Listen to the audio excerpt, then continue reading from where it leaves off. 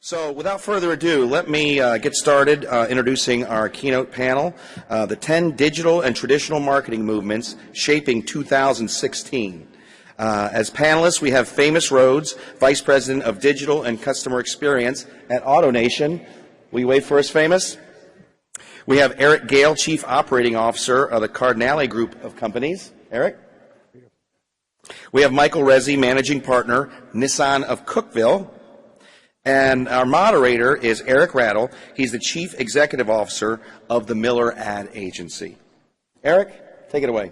Thank you. Well, we're just going to be four guys talking about all things digital marketing for the next 50 minutes, and I want to try to ski all the trails on the mountains. So we'll start with some green ones and maybe eventually jump off a helicopter into the really tricky stuff. Famous, we'll start with you. With the shift we're seeing towards mobile, what are you seeing in terms of a difference in conversion rates, if any, on websites? Yeah, really what you're seeing on mobile right now today is consumers are doing more click-to-call action. But the other engagement metric they're really doing is the time they spend in your store as you're negotiating with them, as you're helping them find a vehicle, they're using it to look at competitive research, competitive pricing, and trying to find your cars that are in your store at a different price on the web. And that's one of the bigger engagement metrics that we're seeing more and more often. As we leave consumers alone in the store for 30 minutes at a time as we're negotiating with them, as we're prepping paperwork, consumers are jumping on their mobile device and starting to research, okay, did I get the best price before I sign anything? What is this price for this vehicle at another dealership? What is the price of this vehicle on another site in case you're actually pricing that vehicle differently by channel? So consumers have a ton of empowerment. Their engagement is click-to-call on mobile, and it's also bringing the experiences of your competitors and all of your pricing in the palm of their hand. Awesome. Mike, Eric, anything to add to that? Yeah, I think we have seen a big rise on mobile in the last few years. I think it's one of the biggest opportunities in our industry. I agree with Famous about the fact that mobile is a very strong, powerful tool that customers use. I think that when you talk about conversion on leads, you have to account for the fact that the call of action is a lot more than just converting to an email. You have customers that might show up at the dealership after doing a mobile search. They will map your location, and they might click on the phone number and call you. But another thing they'll do is looking at your reviews. So I feel like with mobile, customers are looking at your site, your reviews, and your inventory. And of course, I understand what you're saying about you have to make sure that when a customer is in, that you know that they might go online and look at your prices to see some discrepancies. And I think that's a big trend nowadays, not just in the car business, but in every retail business, of having of on-site experiences and online experiences being meshed into one experience. Outstanding. So I would add on to that just a little bit in that, first of all, let's ask ourselves what makes mobile mobile. We do. In a single device is really where we're going, kind of integrated communication life that we live. Think about the active opportunities that we have with in-market buyers. I was blessed to have a wonderful conversation earlier today in a breakout at 1:30, and I plagiarized a phobia that I learned in just the last couple of days. I'm happy to share it with you. It's called nomophobia. Look it up. It's silly, actually. It's the fear of being without your mobile device. Okay? Just think about that for a minute, right? And I think we have begun as an industry to be far more progressive and far more targeted in the methods in which we engage in-market buyers and separate them from shoppers. Ever mindful to what Famous has shared, which inspired me, by the way, that we have finance offices and we have customer lounges. We might want a negotiating area that has lead-lined walls, just so people can't, cross-shop in those last critical 15 minutes. I mean, I'm just throwing that out there. There's a vendor for that. Whoever wants to pilot that, let me know how that goes, right? So, anyhow. I'll let you guys weigh in on the how do you know what you don't know? Because that's probably the most dangerous thing about being in your shoes doing the jobs you do is all the new stuff coming at you, or all the good stuff coming at you, or all the bad stuff coming at you. How do you suss through it? Where does your knowledge base come from? What are you willing to explore? Where do you want to go with that? I'll go to Mike with that. He was eyeballing me. Yeah, I was. There you go, I actually like it. It's funny because traditionally we have a funnel with customers. We know they start their journey somewhere and they're going to end up somewhere else. And usually, they start, maybe they pick a product that they want to look at. They look at it, they explore it, they research it, they price it, they visit the retailer, and they buy it. But a few years ago, a new trend came out, the zero moments of truth, which your company's name. Hey, you plugged it. I didn't say that. Yeah. Thank you. And where we know that there is a stimulus out there that a customer sees, anything that can be anywhere or anything that can make the person a shopper. And then after that, there is another stimulus that can make the shopper a buyer. Now, we as car dealers, we don't know when a person is we don't know when a person is just a person, or is a shopper, or is a buyer, or what in the process this person is at. So what we have to do is to make sure that we are present in all of those moments that I like to call them. So I know that I don't know when I engage that customer what place in the funnel the customer is, but I know that I have to be there. Gotcha. Eric, weigh in on that. I mean, where's your knowledge base come from outside of doing what you do for a living? So if you'll take the sincerity of what I'm about to say, because I'll touch on this in the closing keynote on Thursday, the knowledge base that I gained came right from this room. The men and women in the adjacent exhibit hall, as well as many of you dealers in this room, were so gracious for us when we made the critical link investment of our time and our resources to become a digital dealer, that you took us under your wings, and it was by your grace and your courage that you shared with us. And we've now accepted that responsibility and really ran with it. In this past year, we were blessed to be the number 4 highest sales volume e-retailer in North America. And I don't believe that Famous applied for that, because I think they would clearly beaten us, but thank you. So, how do we embrace the notion of that we don't know what we don't know? This is a gigantic courage play. Okay, you have got to check your ego. The greater your ego, the greater your inhibitor. Okay, the more you think you have all the answers and have it all figured out, you're going to get your ass handed to you by someone who had the courage to say, I don't know anything about XYZ. It's clearly working for someone, and I've got the courage to at least fire a bullet, just one, to see if it works. And if it kind of gets close, I'll fire another, and so on. Okay. When it comes to things, say all things digital, there's gigantic differentials, even in this room, of people that have just begun their road and others who are far more savvy.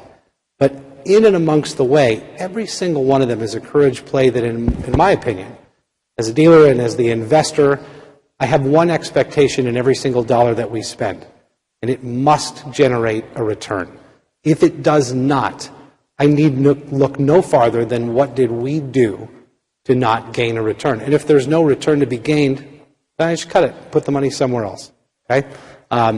So with that in mind, if it does not achieve a direct action, we now live in a world that can be targeted and drilled down to the very specifics of where are you in the funnel, what steps have you taken prior to, as a result of, and so on. That for us to embrace that zero moment retail mentality is definitely the culmination of that kind of courage. But folks, if every dollar that you invest doesn't have a trackable action, ask yourself why you're doing it. Okay? Famous, weigh in. Knowledge base, where are you grabbing it from? Customers. I think many times it's right in front of us with our customers. Ask them what they're doing. We've videotaped hundreds of customers going through the buy process in the store. And what amazes me every time is when that consumer has a moment of pause, where we step away for 30 minutes through negotiation, setting up paperwork, getting their car ready for a test drive. What is he or she doing? What site is he or she going to? What information is important to them in that moment of truth before they make the decision to buy a car? And so we constantly survey that consumer throughout the process, understand what they are thinking in the process, to understand what we need to change in our process, either to address that, answer it, or come up with a solution so they don't have those questions or impediments as they go through the process. And I think enough times in our industry, we kind of sit back and say, we've been doing it this way for so many years, and we forget to stop for a moment and say about how can we get the customer to do it our way but stop and say, how can we change for our customers? Because competition is coming and they're asking that question. Vroom, BP, and others alike are very well funded right now. They're starting with the customer in mind and then building the process around that customer need. We need to shape a lot of what we're doing today at the stores to meet those consumer needs, as well as address what our competition is doing that's not the traditional retailer.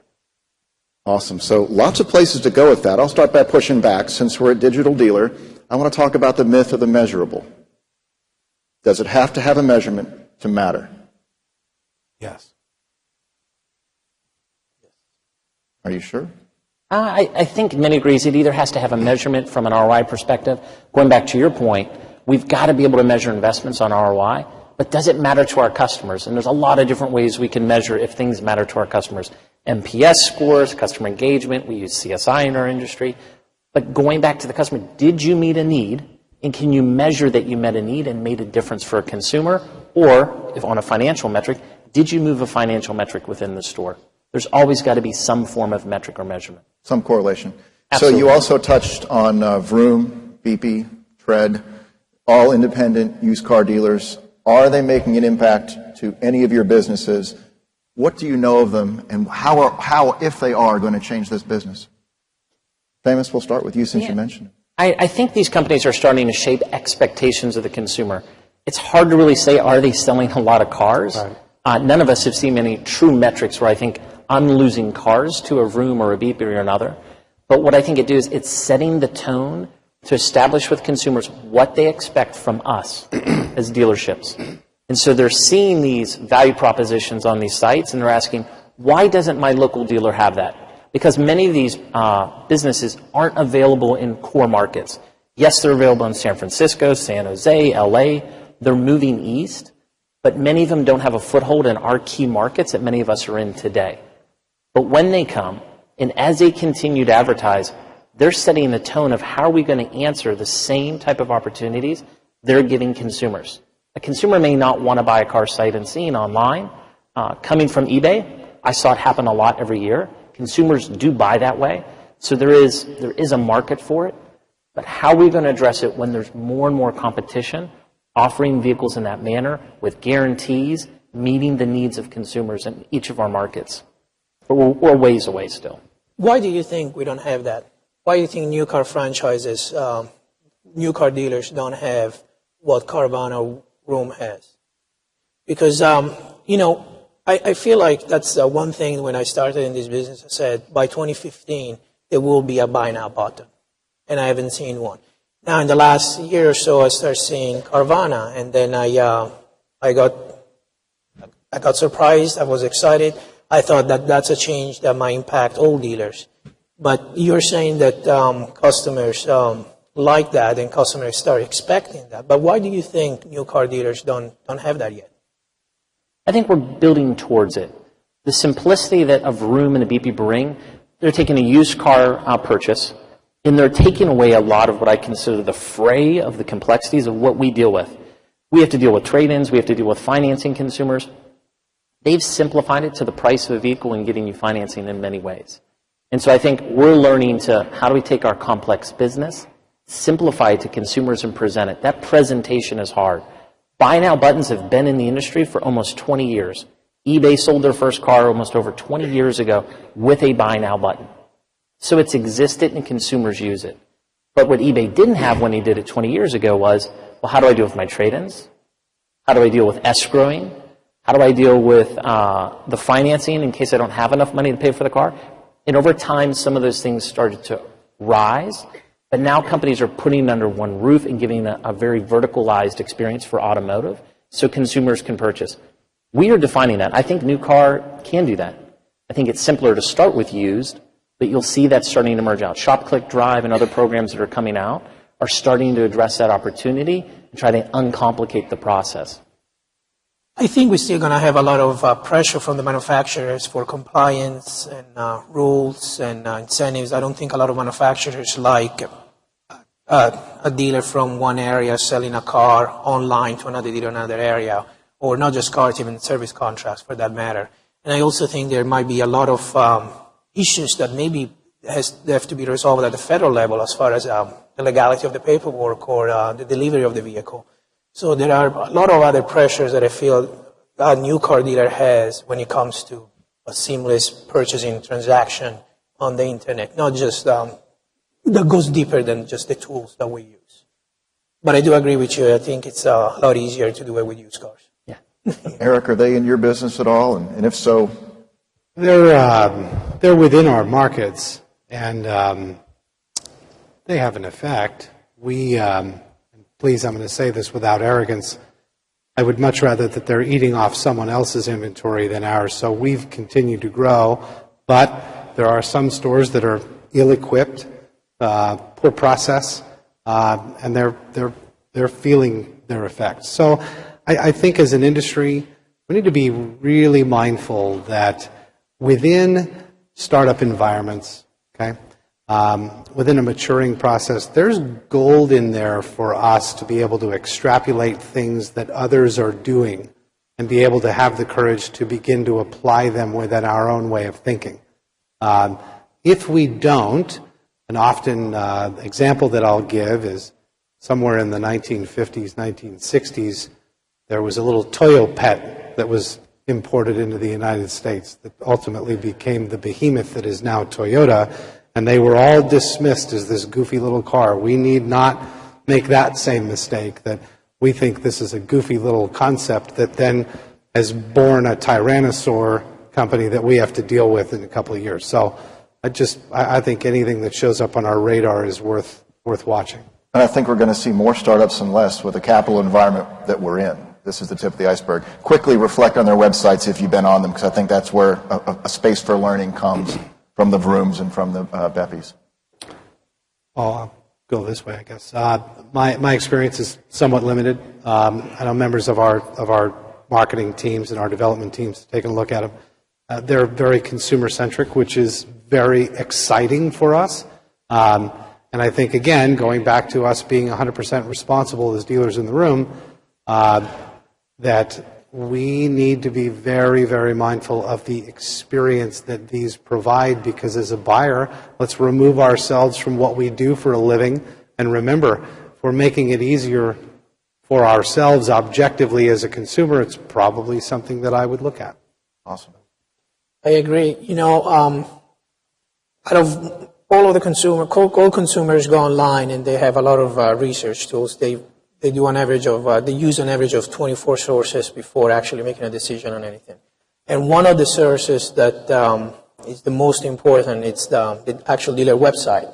It's the one that most consumers use. One thing that I've learned from Carvana is that the way you display your inventory is very, very important. Especially with the rise of mobile, customers like to go and when they select a car, to like to go online and just look at the car and look at the pictures and scroll to them. And the way Carvana shows those pictures make customer very comfortable into maybe deciding to purchase that vehicle offsite, because they have a much better product than I do when it comes to displaying vehicles online. So let's switch gears a little bit and talk about Tinder. Certainly one of you's on Tinder. No? Maybe. No one's willing to admit to it? Says Tinder is getting 750 million swipes a day. Is it something you consider putting any or all of your brands next to when it becomes more viable on a local automotive level? That's an interesting question. I'm probably not going to address would I put advertising dollars in Tinder to go on the site, but I would say it's shaping the way consumers want to experience inventory. And it's something you see with familiarity within Carvana, Vroom, and others. So think of the way you display inventory from a list view versus a grid view. All new sites that are competing against us are going towards a grid view-like SRP, search results page. They're a mobile first. That's why they're going to these type of grid-like views where vehicles look like cards, similar to Tinder. Now, you're not left swiping and right swiping, and I forget which one means which on Tinder. But you're still getting that same look and feel where you're looking at one profile at a time. So I can see all the information that's relevant to me in a screen before I go to a VDP. And so I think we're learning from those experiences like Tinder, which are very well adopted. I see in our offices every day. I see that experience is what consumers want to see, just like Instagram. type of grid-like or card-like view as you look into inventory. That simplification is needed for us because we've overcomplicated SRPs, we've overcomplicated the VDPs. We've got to have that mobile-first design, which Tinder is, pretty much mobile only, very flattened, very easy to see, making the image first. I mean, the first thing you want to see when you go on Tinder, I imagine, is a girl or guy that you're looking after. They make that image front and center. Yes, I've looked at the experience many times. And that's what you're seeing the Carvanas and the DPs and others do alike. They're putting the car front and center, information or profile information like on Tinder secondary, so that you can review what's next. How do I want to engage with this car or this other person? Gotcha. Mike? Eric? With the rise of online videos, I feel like more than Tinder, maybe Snapchat, it's something that I will explore with forced video ads or other avenues like maybe Netflix. I'm not quite sure about Tinder. I don't know if it's a reputation thing or whatever. But I do believe that all of these new sites that are coming out, like you said, can be competition. And I do believe that customers are getting more and more mobile friendly, like you're saying, and they're getting used to see the products in a certain way.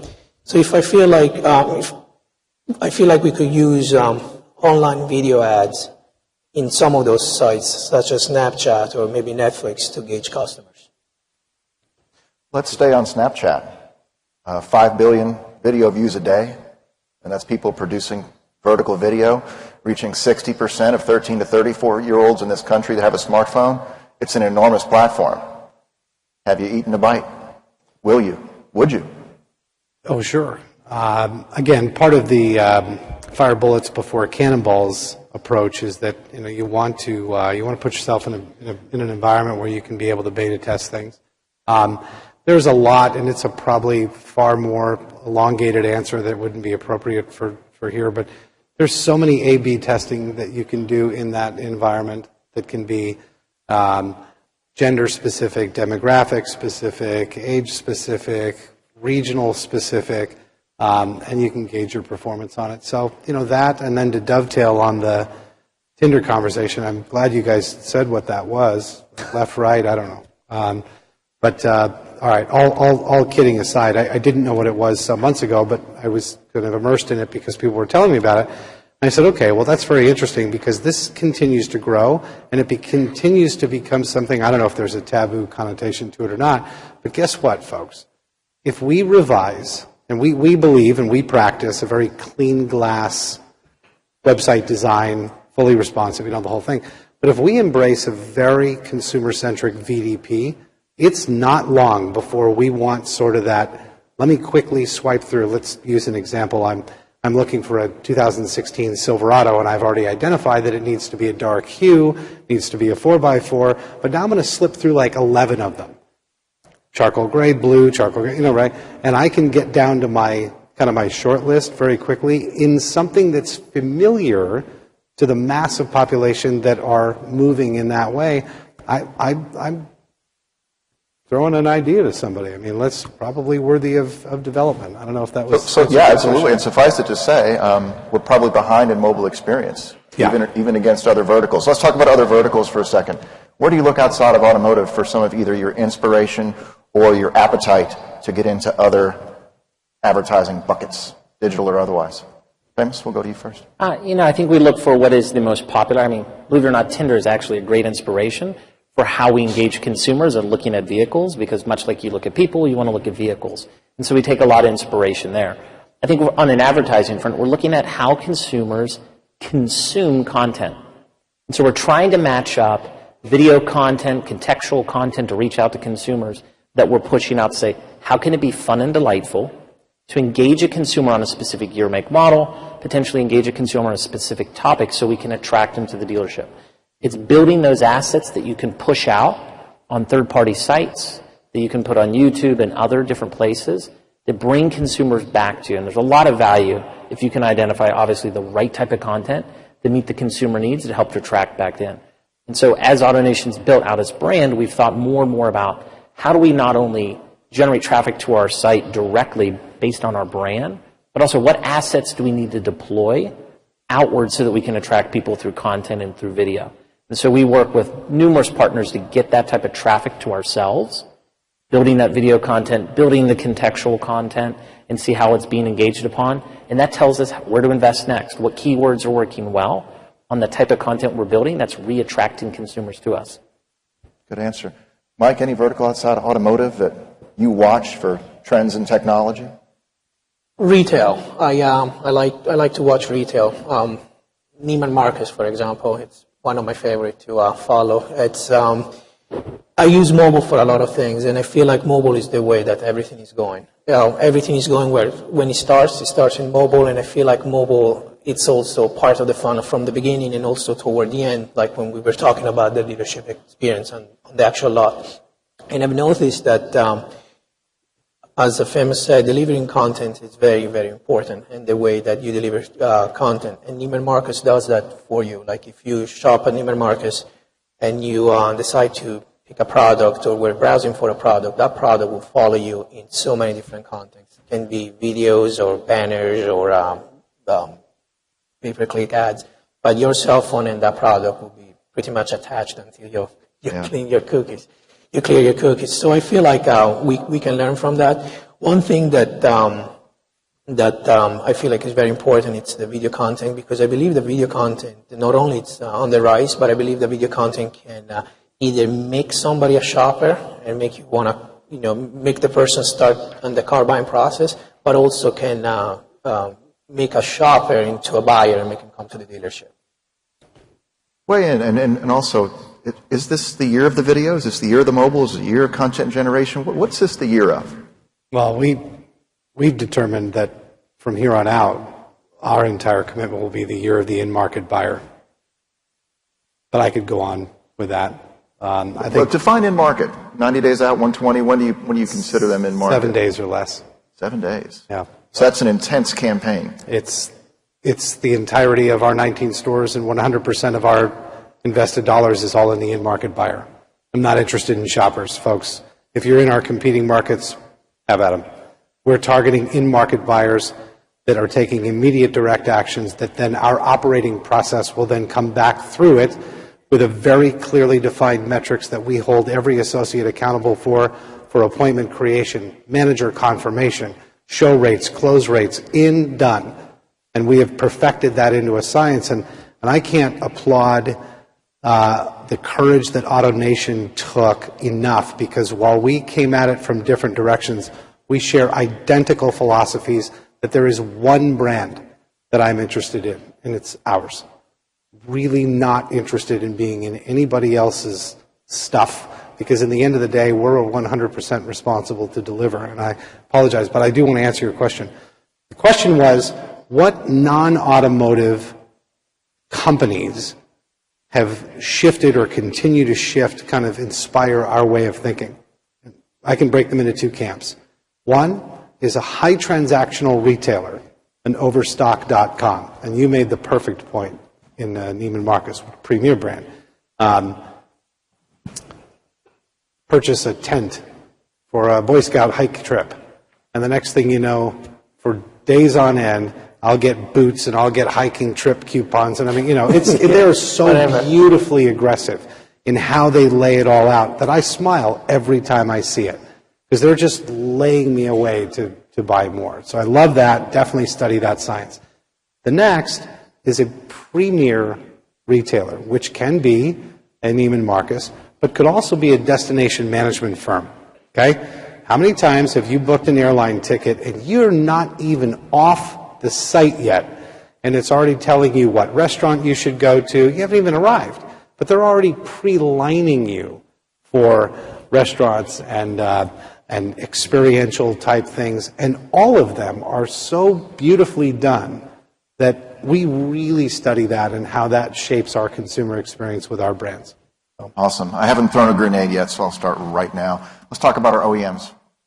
I want you to reflect on both the positives and negatives in terms of their involvement in your digital marketing experience you provide your customers. Mike, we'll start with you. With me? Sure. I'm really against OEM minding our digital business, and I'll be very blunt about it. Amen. Not politically correct when it comes to that.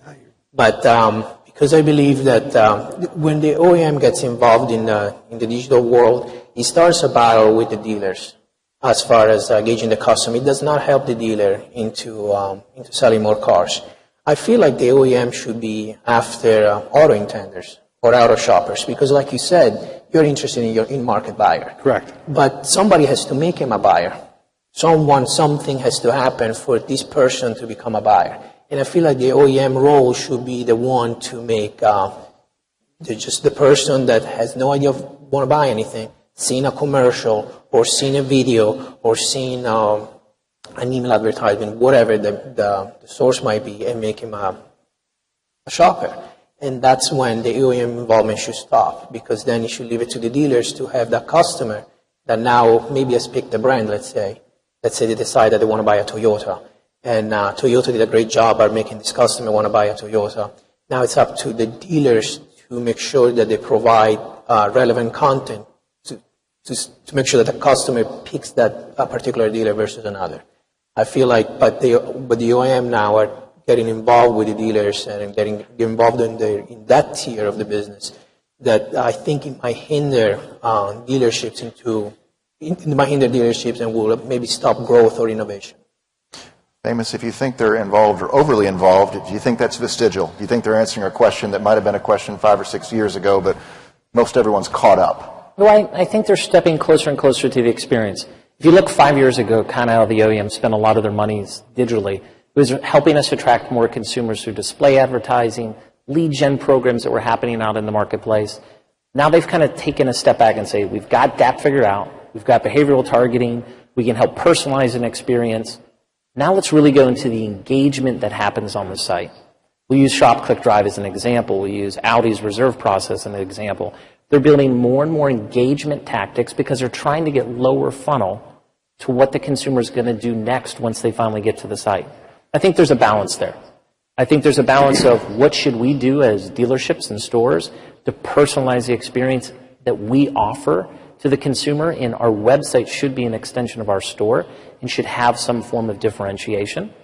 And I think the OEM should set some types of standards or expectations on how they want to see you engage with consumers. And so that balance is happening right now because the battlegrounds are shifting. We've all figured out traffic, how to tactically get more of it to our sites, and how to invest in display, SEM, and SEO. Now it's how do we engage the experience? And it's going to play out over the next couple of years for sure. Eric? Do I have a minute to have a little fun with this? Jump on it. Okay. You guys detect the fact that Eric and I are both Northern Europeans, right? A couple of Vikings, right? A couple of German guys. It's very imperial for one to think, I want you to do it my way, okay? You're a retailer, you're an independent business, but I want you to do it my way, and I will incentivize to do it my way, but you have to use my site, you have to use my process. Now, granted, that's exactly the way I would do it, but I'm not them, okay? So, in my truth, the duality of our relationships and our responsibilities is this. I need the manufacturers to develop outstanding, superior product, to support that product, to market that product, to be relevant in the eyes of a consumer. What I don't need them to do is to tell me how, when, and in what frequency I'm going to do what I want, okay? So I have obligations to hit particular goals. We will hit them. But when someone tells me, well, your co-op fund is underdrawn on. Why? Well, because what you want me to do has no bearing on my brand at all. I will hit your sales objectives and I'm not going to buy the business, but I'm also not going to be strong-armed into XYZ web provider that has no conversion tactics at all. I will say, and do say, in a room full of OEMs, I go out of my way to avoid you. Right? Your products are inferior to what it is that I want, and so you're going to get a .org website, and you can go park that into your world, and I'll get what I get, and so be it. Is that fair? Right? The .org part is priceless. It is. I mean, I say congratulations, you're the .org, right? Those don't index too well, last I checked. And people will say, why would you spend, and I swear to God, guys, this is the classic line from other dealers. Wow, man, so let me get this straight. So you take your OEM, whatever, $600, jick, everybody's on the Take website, right? And you kick that away, and then you go spend, and I'll make up a price, $1,300, $1,400, $1,500 on your own website. Wow. I'm like, how much money do you spend in digital marketing? Oh, I don't know, 30 grand. And you're going to pour that on some puke site that won't convert? Here's an idea. Carve off a couple of grand, build a gorgeous website, make a bunch of money, and everybody's happy, right? So the manufacturers, and I'm having fun with this because we're all in the room, but the manufacturers, they have their responsibilities. But I think in the end, we need to remember that it's a relationship. I need to be a good partner for you. I will be a good partner for you. But just stand clear of telling me it's only this way if you want financial support, because my response is I didn't ask for it. I really don't need it. Fair enough.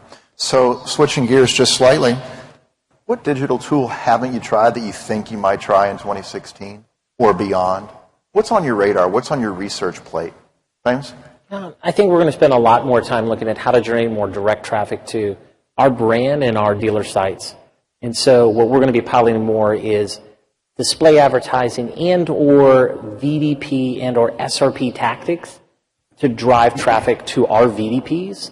We think that's the lowest level of engagement. And so anywhere I can find a traffic source, like a lot links to generate that traffic, that's what we're going to be exploring this year. Because I think that's so important for companies to learn that muscle of how to generate self-traffic, how to build that VDP, that very lower funnel traffic we're all talking about. We want buyers. We want people in the market buying vehicles. Getting that there is so important. And companies like the Lot Links of the world and others are building tools to help us drive that type of traffic to our site. Awesome. Mike? More than a vendor, what I'm researching now in 2016 is trying to make everybody at my dealership give a seamless experience to the customer off-site and online and on-site. And the way you do this, it's but now it became a trend. It's omni-channel marketing, and I feel that's a very powerful tool that dealers can use to make sure the customer, when it's engaged, remains engaged, and also after the purchase of the vehicle, remains engaged through service, and then after servicing the vehicle, then it becomes a loyal customer and purchases another car.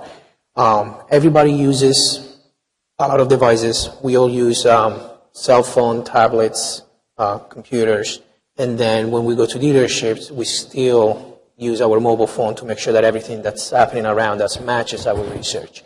So I feel like if we are able to have a 100% similar experience in all devices and on-site and online, I feel like that will be a big win for car dealers. Awesome. And in the spirit of bullets before cannonballs, anything you're going to shoot a bullet at this year? I'd love to, and I'm trying to see if Michael Roscoe's in the room, because I'll get busted if I say this.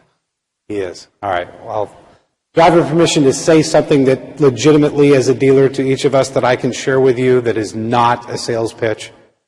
Do I? Permission granted. Sure. Giddy up. Okay. We just launched today through our DMOT brand, no sales pitch. We launched what I've been waiting for years.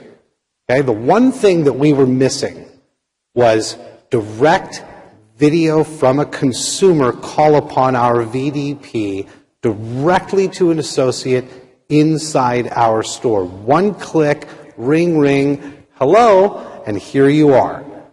And now I'm going to walk you right out to the car. That's what we've been waiting for. And members of our development partnership team are here.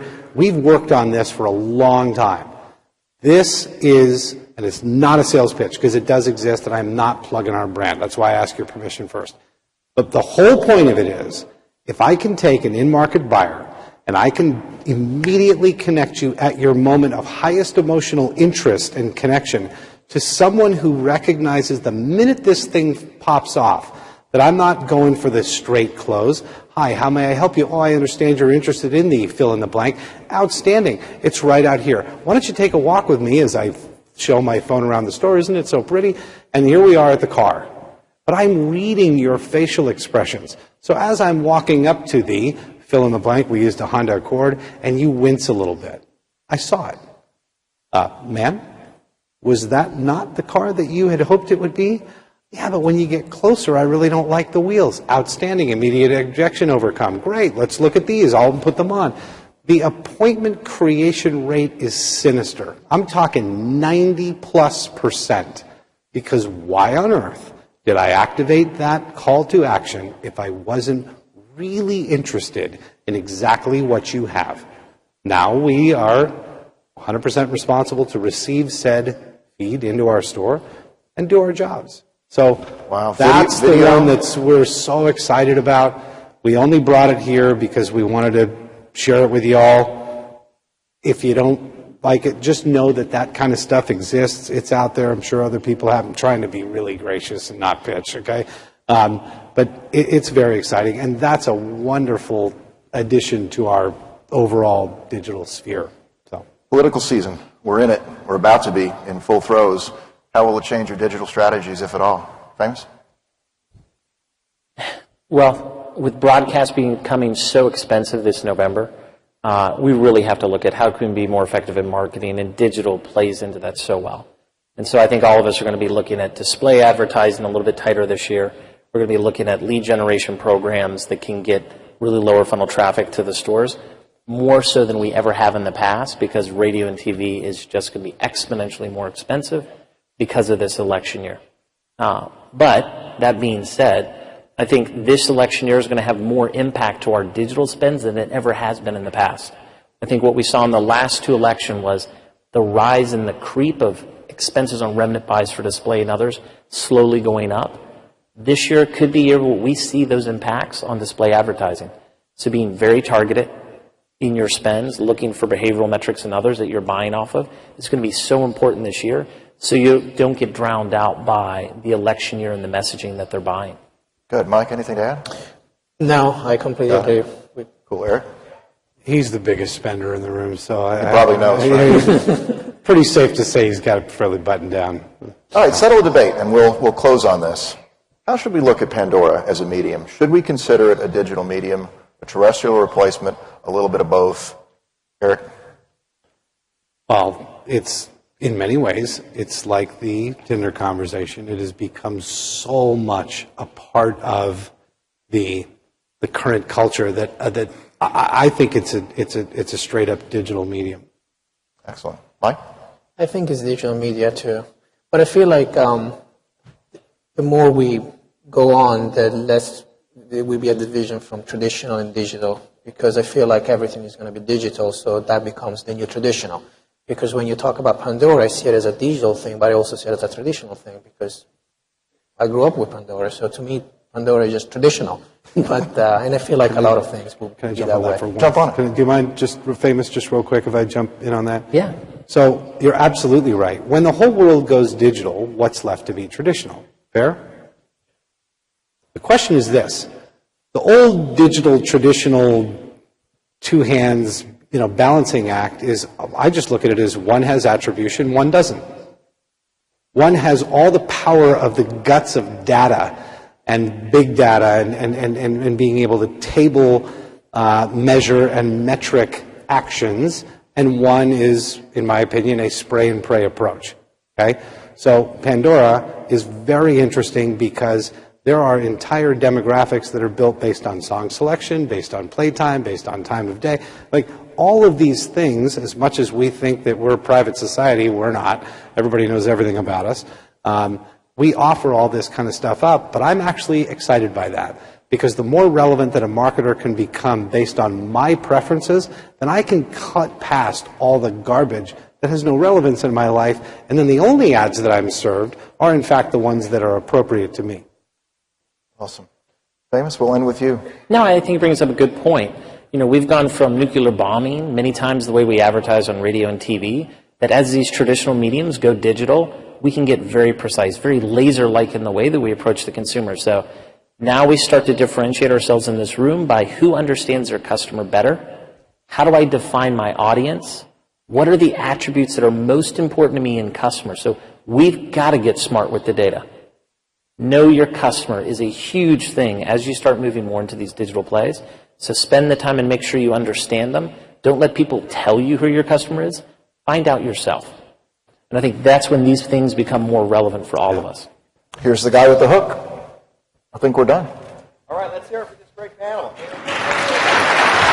job, guys.